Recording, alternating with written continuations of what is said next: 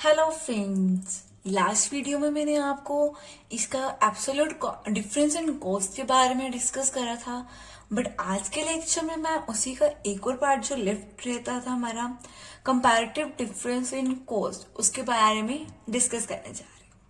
इसका मतलब ये होता है कि जब एक कंट्री को एब्सोल्यूट एडवांटेज हो रहा है किसमें, प्रोडक्शन में, किसके प्रोडक्शन में, दोनों की कमोडिटीज में, बट कंपैरेटिव एडवांटेज उसको कब हो रहा है, किसकी प्रोडक्शन में, सिर्फ और सिर्फ एक कमोडिटी की प्रोडक्शन में कंपेयर टू अदर।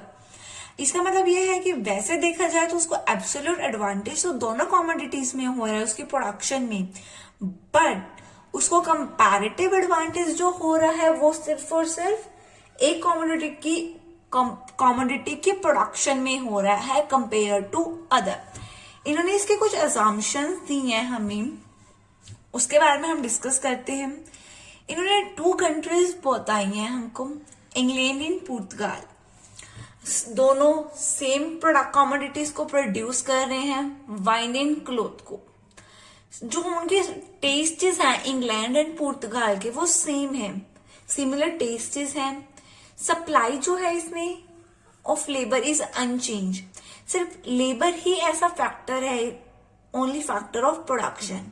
इसमें जो हमारी लेबर की यूनिट्स हैं वो क्या, हमारी होमोजीनियस। टेक्नोलॉजिकल नॉलेज जो है वो अनचेंज रहती है, नॉलेज जो है हमारी हमेशा सेम ही रहती है, बेसिक की बेसिक, उसमें हमारे में कोई भी चेंज नहीं होता। आगे के असम्पशंस हैं कि ऑल फैक्टर्स ऑफ प्रोडक्शन जो है वो फुली एम्प्लॉयड है दोनों कंट्रीज में। कमोडिटीज जो है प्रोड्यूस हो रही है वो लॉ ऑफ कांस्टेंट रिटर्न्स है।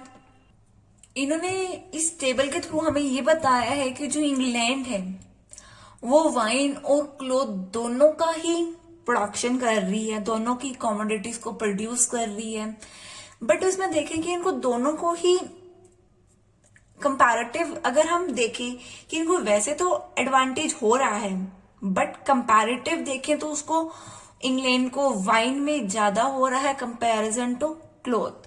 सेम अगर हम देखें पुर्तगाल में, उनको एडवांटेज तो दोनों में हो रहा है, बट कंपैरेटिव जो एडवांटेज हो रहा है वो किस में हो रहा है, क्लोथ में।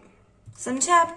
अब इन्होंने इसमें डायग्राम को बहुत अच्छे से एक्सप्लेन करा है, मैं आपको भी बना के भी दिखाऊंगी। फर्स्टली एक बार आप यहां से समझ लीजिए ताकि आपको बहुत इजी वे में क्लियर हो सके।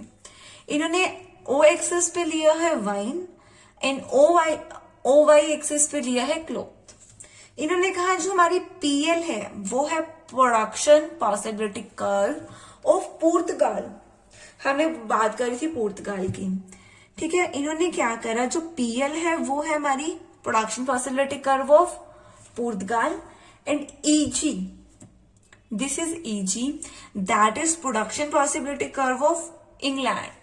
इन्होंने कहा कि अगर एक कंट्री प्रोड्यूस कर रही है large quantities of both commodities, then country B, एक कंट्री जो है वो प्रोड्यूस कर रही है large quantities of both commodities, then country B. अगर कंट्री ए जो है अगर वो दोनों कमोडिटीज को ज्यादा प्रोड्यूस कर रही है किसके अगेंस्ट, ए के, तो इट मीन्स कंट्री ए को एब्सोल्यूट कॉस्ट एडवांटेज हो रहा है किसके अगेंस्ट, कंट्री बी के अगेंस्ट जाके, ठीक है। अब हमने एक ईआर बनाई है कर्व, वो किसके पैरेलल है, पीएल की, ठीक है। ईआर जो है वो रिप्रेजेंट कर रही है production possibility curve of country A की, ठीक है। अब देखें जो कंट्री ए है ओई क्वांटिटी ऑफ वाई की, एंड जो उसके रिसोर्सेज हैं प्रोडक्शन ऑफ एक्स के, ठीक है, वो क्या प्रोड्यूस कर रही है, ओ आर।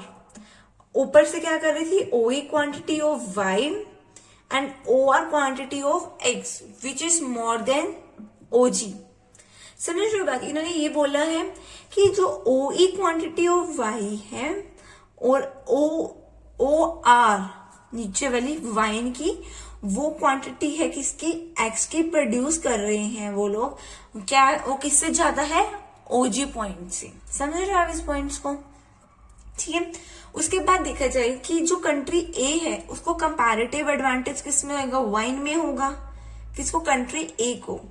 अगर हम बात करें कि कंट्री ए है यहाँ पे इंग्लैंड, क्योंकि हमने अभी ऊपर टेबल में भी देखा था कि इंग्लैंड को कंपैरेटिव एडवांटेज किस में ज्यादा हो रहा है, वाइन में हो रहा है, समझ रहे हो, क्योंकि हमने एक्सेसिस पे वाइन लिया हुआ है।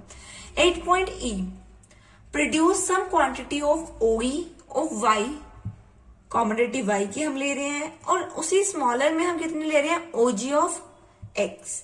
इसमें देखें कि हम लेस कंपैरेटिव डिसएडवांटेज है किसको, production of Y country B को इसमें कंपैरेटिव लेस एडवांटेज है, क्योंकि ओ आर जो कर रही थी वो क्वांटिटी ऑफ वाई थी किसके कंपैरिजन में, ओजी।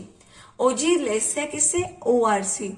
सो उसमें कंट्री ए को कंपैरेटिव एडवांटेज था किसमें, कॉमोडिटी एक्स में, बट कॉमोडिटी बी में, कॉमोडिटी वाई में कंट्री बी को क्या है, लेस कंपैरेटिव एडवांटेज। जब बहुत इजी है, आप बना के देखोगे तो आपको बहुत अच्छा लगेगा बना के, एंड इसके एक्सप्लेनेशन मेरे नोट्स में बहुत इजी गिवन है, so you will easily understand. Now हम ये करते हैं कि gains from trade and there distribution, जो गेन हो रहा है हम लोगों को ट्रेड से, उसको हम डिस्ट्रीब्यूट कैसे कर सकते हैं। इसमें जो रिकार्डो था उसने डिस्कस नहीं करा कि इसको actual ratio eight which the wine and cloth would exchange and how much the ratio gain from the trade. इसमें जो रिकार्डो था, हमने बताया था कि रिकार्डो ने भी बताया है इसमें कि रिकार्डो ने इसमें डिस्कस करा कि जो एक्चुअल रेशियो है किसकी, वाइन और क्लोथ की, उसको हम कैसे एक्सचेंज करते हैं, और जो दो कंट्रीज हैं उसको कैसे गेन करती है फ्रॉम ट्रेड। मतलब उसने बिल्कुल भी नहीं बताया, ना एक्चुअल रेशियो बताई कि इसकी हम जो वाइन एंड क्लोथ को एक्सचेंज कर रहे हैं ना, उन्होंने उसके बारे में बताया, और ना how much the two countries, ना उसने ये बताया कि हम गेन कैसे कर रहे हैं। दो कंट्रीज अगर ट्रेड कर रही है एक दूसरे साथ, उनको क्या गेन हो रहा है, कितना गेन हो रहा है, एक्चुअल रेशियो क्या है वाइन और क्लोथ की एक्सचेंज की, उन्होंने कुछ भी डिस्कस नहीं करा है इस चीज में। But before trade, domestic trade ratio in the two countries for wine and cloth, मतलब कि उन्होंने डोमेस्टिक ट्रेड रेशियो थी एक दो कंट्रीज में, उन्होंने एक टेबल के थ्रू बताया। हमने इंग्लैंड में जो वाइन और क्लॉथ है 120 एंड 100 था, हमने पहले बिल्कुल सेम डाटा लिखा, उनको डिवाइड कर उनकी रेशियो पुट करी हमने।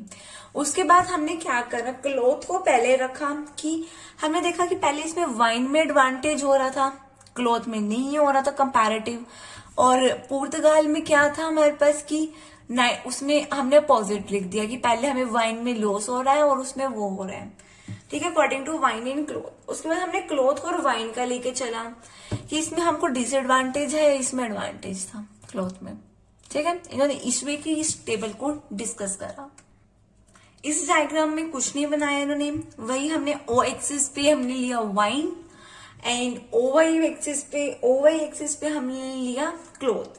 इन्होंने यहाँ पे बना दिया C1W2, that is the domestic exchange ratio है, जो आके हमें गेन फ्रॉम ट्रेड की है, वो है 1 unit of cloth, that is equal to, हमारे पास अभी पीछे पॉइंट्स आए थे तो उन्होंने यहाँ पे वैल्यूज पुट कर दी, ठीक है, ऑफ इंग्लैंड। मतलब इसमें इस मेनली डायग्राम में ये है कि जितनी अगर हम इतनी यहाँ पे इतनी क्लॉथ की प्रोड्यूस कर रहे हैं, उतनी ही हम वाइन की प्रोड्यूस करेंगे।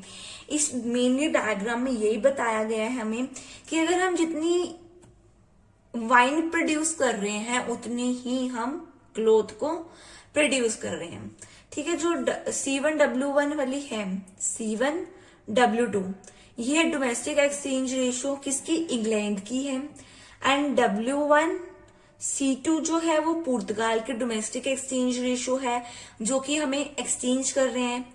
एंड C1W1 जो है वो exchange ratio, rate of trade है किसकी, बिटवीन द टू कंट्रीज, ये दोनों की है।